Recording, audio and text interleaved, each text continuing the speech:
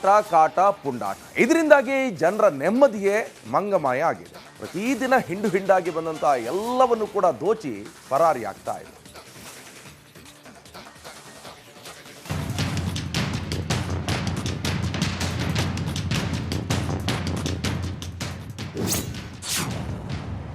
ಕೋತಿಗಳ ಆಟ, ಜನರ ಪರದಾಟ. ಇವು ಎಂಟ್ರಿ ಕೊಟ್ರೆ ಎಲ್ಲವೂ ಕಲ್ಲ. ಎಲ್ಲೆಂದರಲ್ಲಿ ಕೋತಿಗಳ ಸಂಚಾರ. ಮನೆಯ ಮೇಲೆಲ್ಲ ಕೋತಿಗಳದ್ದೇ ಆಟಾಟೋಪ. ಇದು ಕೊಡಗು ಜಿಲ್ಲೆಯ ಕುಶಾಲನಗರ ತಾಲೂಕಿನ ಕೂಡಿಗೆ ಪಟ್ಟಣದಲ್ಲಿ ಕಂಡು ಬರುತ್ತಿರುವ ದೃಶ್ಯ.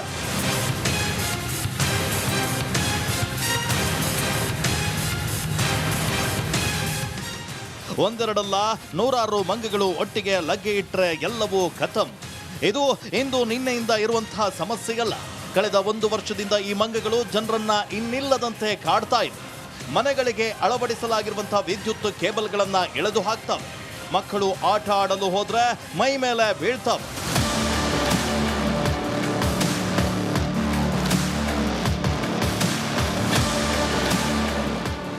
ಇಷ್ಟೆಲ್ಲ ಸಮಸ್ಯೆ ಇದ್ರೂ ಯಾರು ಗಮನವನ್ನ ಹರಿಸ್ತಾ ಇಲ್ಲ ಅಂತ ಜನತೆ ತಮ್ಮ ಅಳಲನ್ನ ತೋಡ್ಕೊಂಡಿದ್ದಾರೆ. ಎಲ್ಲ wire, current wire, washing machine wire ಎಲ್ಲ ಕಿತ್ತಾಕ್ಬಿಟ್ಟು ಹೋಯ್ತವೆ. ಏನು ಮಾಡೋದು, ಎಲ್ಲ ಹೊರ್ಗಡೆನೆ ಇಟ್ಕೊಂಡಿರೋದು. ಬಟ್ಟೆಗಳು ತಗೊಂಡೋಯ್ತವೆ. ತಪ್ಕೊಂಡು ಔಷಧಿ ಡಬ್ಬಗಳು, ಬಟ್ಟೆಗಳು ಎಲ್ಲ ತಗೊಂಡೋಯ್ತಾರೆ. ಈ ಸೈಡು ಬರ್ತಾ ಇದೆ, ಆ ಸೈಡು ಬರ್ತಾ ಇದೆ ಸರ್. ಯಾವ ಕಡೆಯಿಂದ ಬರ್ತಾವೆ ಅಂತ ಹೇಳೋಕ್ಕಾಗಲ್ಲ, ನಮಗೆ ಗೊತ್ತಾಗೋದಿಲ್ಲ.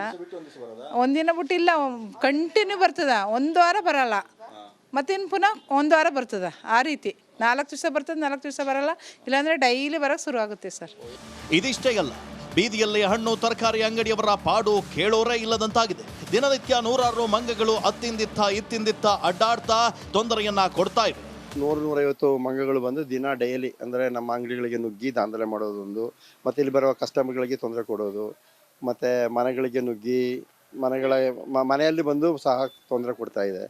ಇದನ್ನು ನಾವು ಹಲವಾರು ಬಾರಿ ಇಲ್ಲಿ ಪಂಚಾಯತಿಗೂ ಮತ್ತು ಇತರ ಪಂಚಾಯತಿಗೆ ಹೇಳಿದಾಗ ಅವರು ಅರಣ್ಯ ಇಲಾಖೆಗೆ ಹೇಳಿಂತ ಅರಣ್ಯ ಇಲಾಖೆಯವರು ಹೇಳ್ತಾರೆ ಇಲ್ಲ ನಾವು ಪಂಚಾಯತಿಯವರೇ ಇದೆಲ್ಲ ನಮಗೆ ಆಗೋದಿಲ್ಲ ಅಂತ ಹೇಳ್ತಿದ್ದಾರೆ. ಈಗ ಹಲವಾರು ಬಾರಿ ಹೇಳಿದ್ರು ಯಾವುದೇ ಪ್ರಯೋಜನ ಆಗಲಿಲ್ಲ. ಆದಷ್ಟು ಬೇಗ ಈ ಕೋತಿಗಳ ಕಾಟದಿಂದ ಮುಕ್ತಿ ನೀಡಿ ಅಂತ ಜನ ಬೇಡ್ಕೊಳ್ತಾ ಇದ್ದಾರೆ. ಅನು ಕಾರ್ಯಪ್ಪ, ಬೆಳ್ಳೂರು, ರಿಪಬ್ಲಿಕ್ ಕನ್ನಡ, ಕೊಡಗು. ಆಟ ಕಾಟ ಪುಂಡಾಟ ಇದರಿಂದಾಗಿ ಜನರ ನೆಮ್ಮದಿಯೇ ಮಂಗಮಾಯ ಆಗಿದೆ. ಪ್ರತಿದಿನ ಹಿಂಡು ಹಿಂಡಾಗಿ ಬಂದಂಥ ಎಲ್ಲವನ್ನು ಕೂಡ ದೋಚಿ ಪರಾರಿಯಾಗ್ತಾ ಇದೆ.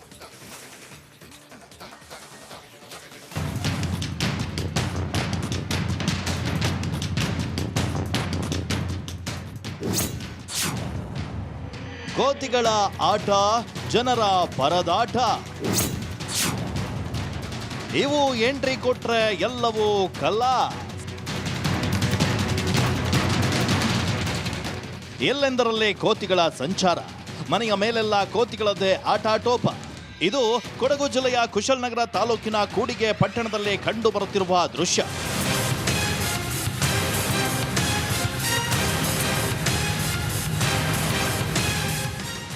ಒಂದೆರಡಲ್ಲ ನೂರಾರು ಮಂಗಗಳು ಒಟ್ಟಿಗೆ ಲಗ್ಗೆ ಇಟ್ಟರೆ ಎಲ್ಲವೂ ಖತಮ್. ಇದು ಇಂದು ನಿನ್ನೆಯಿಂದ ಇರುವಂತಹ ಸಮಸ್ಯೆಯಲ್ಲ. ಕಳೆದ 1 ವರ್ಷದಿಂದ ಈ ಮಂಗಗಳು ಜನರನ್ನ ಇನ್ನಿಲ್ಲದಂತೆ ಕಾಡ್ತಾ ಇವೆ. ಮನೆಗಳಿಗೆ ಅಳವಡಿಸಲಾಗಿರುವಂತಹ ವಿದ್ಯುತ್ ಕೇಬಲ್ಗಳನ್ನ ಎಳೆದು ಹಾಕ್ತವೆ. ಮಕ್ಕಳು ಆಟ ಆಡಲು ಹೋದ್ರೆ ಮೈ ಮೇಲೆ ಬೀಳ್ತವೆ.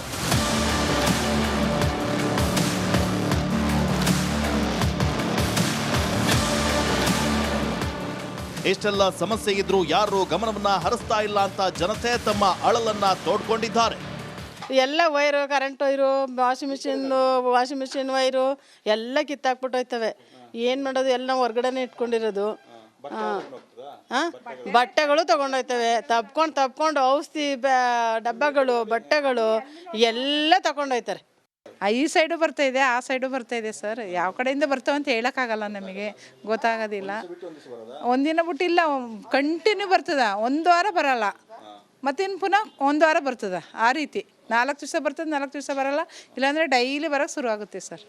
ಇದಿಷ್ಟೇ ಅಲ್ಲ, ಬೀದಿಯಲ್ಲಿ ಹಣ್ಣು ತರಕಾರಿ ಅಂಗಡಿಯವರ ಪಾಡು ಕೇಳೋರೇ ಇಲ್ಲದಂತಾಗಿದೆ. ದಿನನಿತ್ಯ ನೂರಾರು ಮಂಗಗಳು ಇತ್ತಿಂದಿತ್ತ ಅಡ್ಡಾಡ್ತಾ ತೊಂದರೆಯನ್ನ ಕೊಡ್ತಾ ಇವೆ.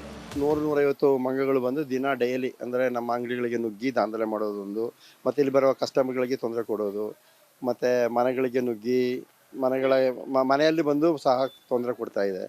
ಇದನ್ನು ನಾವು ಹಲವಾರು ಬಾರಿ ಇಲ್ಲಿ ಪಂಚಾಯತಿಗೂ ಮತ್ತು ಇತರ ಪಂಚಾಯತಿಗೆ ಹೇಳಿದಾಗ ಅವರು ಅರಣ್ಯ ಇಲಾಖೆಗೆ ಹೇಳಿಂತ ಅರಣ್ಯ ಇಲಾಖೆಯವರು ಹೇಳ್ತಾರೆ ಇಲ್ಲ ನಾವು ಪಂಚಾಯತಿಯವರೇ ಇದೆಲ್ಲ ನಮಗೆ ಆಗೋದಿಲ್ಲ ಅಂತ ಹೇಳ್ತಿದ್ದಾರೆ.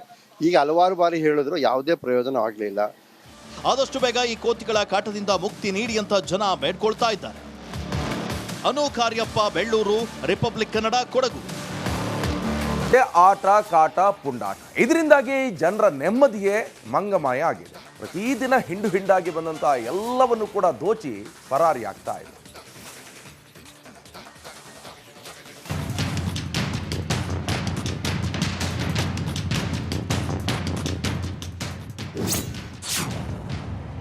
ಕೋತಿಗಳ ಆಟ, ಜನರ ಪರದಾಟ.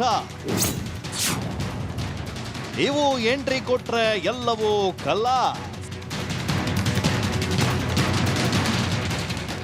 ಎಲ್ಲೆಂದರಲ್ಲೇ ಕೋತಿಗಳ ಸಂಚಾರ. ಮನೆಯ ಮೇಲೆಲ್ಲ ಕೋತಿಗಳದ್ದೇ ಆಟಾಟೋಪ. ಇದು ಕೊಡಗು ಜಿಲ್ಲೆಯ ಕುಶಾಲನಗರ ತಾಲೂಕಿನ ಕೂಡಿಗೆ ಪಟ್ಟಣದಲ್ಲಿ ಕಂಡು ಬರುತ್ತಿರುವ ದೃಶ್ಯ.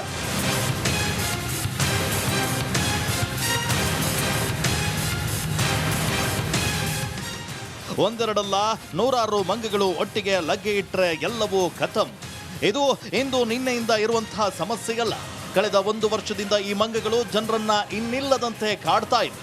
ಮನೆಗಳಿಗೆ ಅಳವಡಿಸಲಾಗಿರುವಂತಹ ವಿದ್ಯುತ್ ಕೇಬಲ್ಗಳನ್ನ ಎಳೆದು ಹಾಕ್ತವೆ. ಮಕ್ಕಳು ಆಟ ಆಡಲು ಹೋದ್ರೆ ಮೈ ಮೇಲೆ ಬೀಳ್ತವೆ.